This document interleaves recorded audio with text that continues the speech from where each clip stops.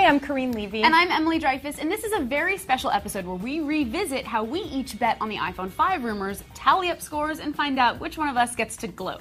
The really interesting thing is that there weren't really any surprises. Every new feature had been leaked and discussed on this show. So let's take a look at the scorecard and see how we voted. And don't forget that this is your scorecard too. Follow along to see how well you did voting with us over the past few months. First up, we voted on whether the iPhone would have a bigger screen. For some reason, I voted against this, but Emily, always with her finger on the pulse of what people want, voted yay. So did 89% of the people who voted in the poll. We both guessed correctly that the iPhone 5 would have a smaller dock connector, and so did 87% of you.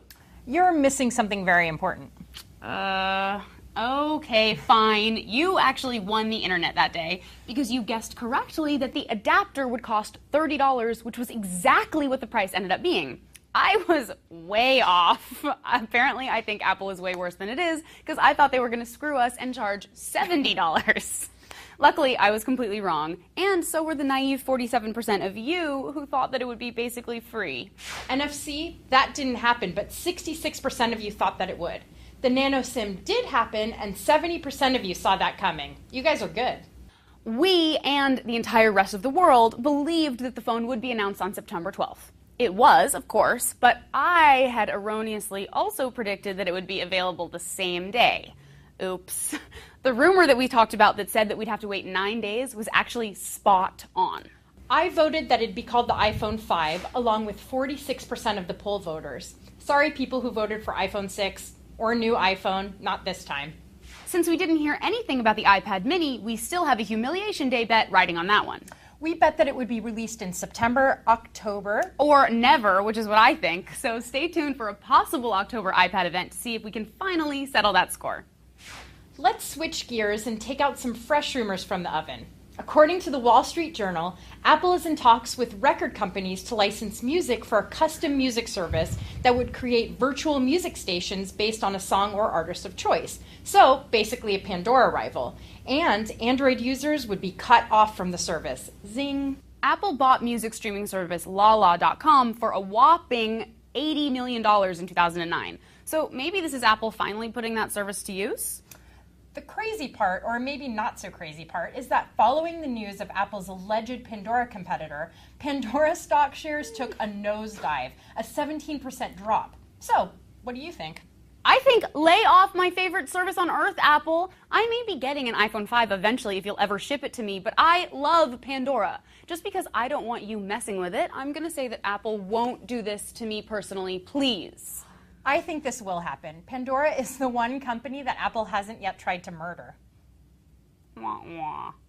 For our next rumor, the internet was abuzz this week with news that Samsung might be ready to announce the Galaxy S4 at Mobile World Congress in February, and that the phone would be released a month later. The Korea Times learned this information from an anonymous Samsung official.